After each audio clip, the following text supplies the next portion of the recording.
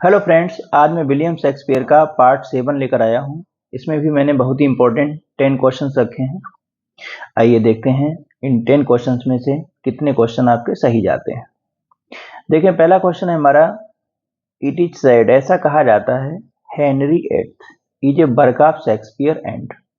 मैंने कहा था हेनरी एट्थ जो है इसे लास्ट वर्क ऑफ शेक्सपियर भी कहा जाता है, लेकिन लास्ट वर्क ऑफ शेक्सपियर है टेम्पेस्ट, क्योंकि यह शेक्सपियर का कोलैबोरेशन में प्ले है। तो आपको बताना है कि हेनरी एट्थ जो इनका वर्क है विलियम शेक्सपियर का, ये विलियम शेक्सपियर के साथ किसने और सहयोग किया इस नाटक में। तो 4 ऑप्शन है, फ्लेचर है, बेन जॉनसन है, मार्लो है और लॉज। तो इसमें विलियम शेक्सपियर के साथ जो सहयोगी हैं वो है फ्लेचर। फ्लेचर ने विलियम शेक्सपियर के साथ सहयोग किया है, कोलैबोरेशन में दोनों लोगों ने इस नाटक को लिखा है, हेनरी एट्थ को। तो option A is correct, Fletcher. Option A is correct. देखिए हमारा सेकंड क्वेश्चन है, who is the Sycorax in the Tempest. Tempest नाम का जो नाटक है विलियम शेक्सपियर का, जो कि लास्ट प्ले है विलियम शेक्सपियर का, इसमें जो साइकोरेक्स है वो क्या है। फादर ऑफ कैलिवन है, मदर ऑफ कैलिवन है, सिस्टर ऑफ कैलिवन है, या हीरोइन ऑफ द टेम्पेस्ट है। आपको पता है हीरोइन ऑफ द टेम्पेस्ट है मिरांडा। इसमें जो है option B is correct. Option B is correct. क्या हो जाएगा, मदर ऑफ कैलिवन। साइकोरेक्स जो है वो मदर ऑफ कैलिवन है। अगला देखें, क्वेश्चन नंबर थर्ड है हमारा, Baptista is the wife of. Baptista जो है वो किसकी पत्नी है।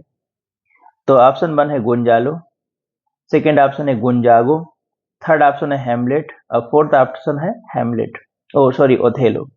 तो इसमें option B is correct. Baptista जो है वह गोंजागो की पत्नी है। अब देखें अगला क्वेश्चन है हमारा, क्वेश्चन नंबर फोर्थ।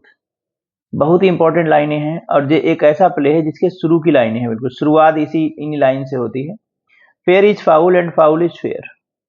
जो अच्छा है वो हमारे लिए बुरा है, जो बुरा है वो हमारे लिए अच्छा है। ये लाइनें विचेज के द्वारा कही जाती हैं। किस नाटक में लाइनें आती हैं। ऑप्शन है मैकबेथ है, हैमलेट है, मिडसमर नाइट ड्रीम है और टेम्पेस्ट है। तो ये लाइनें हैं मैकबेथ।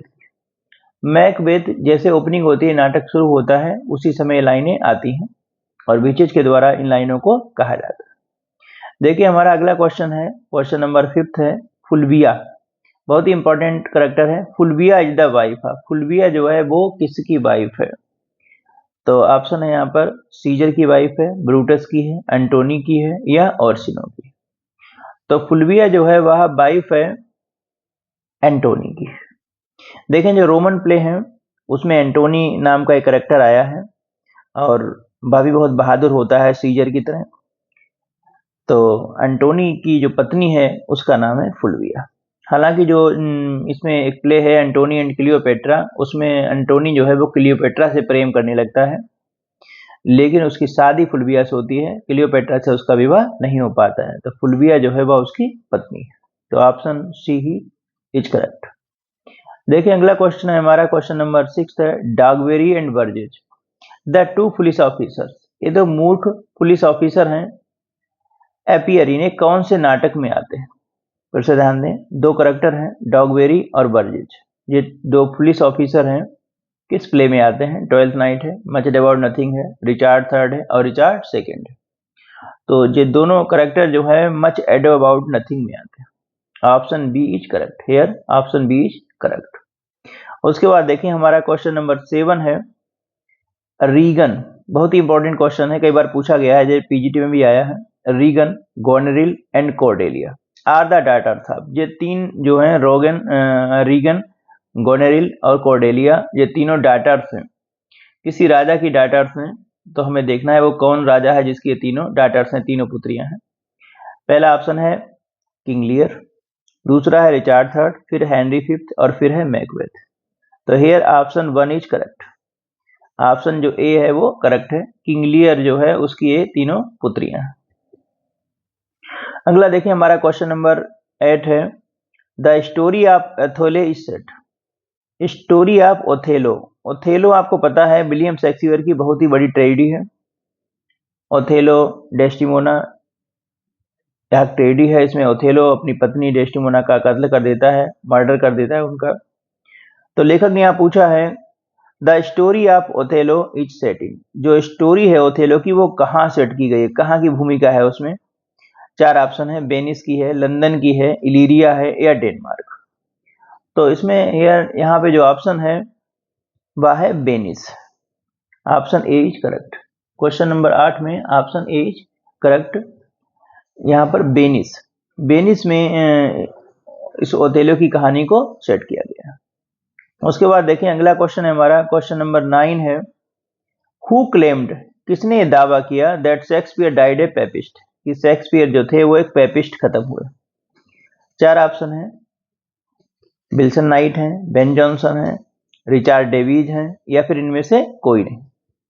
तो यहाँ पर ऑप्शन जो है वह सी करेक्ट है, रिचार्ड डेविज। रिचार्ड डेविज जो है वह एक क्लर्जीमैन है और वह विलियम शेक्सपियर के लिए ऐसा दावा करता है।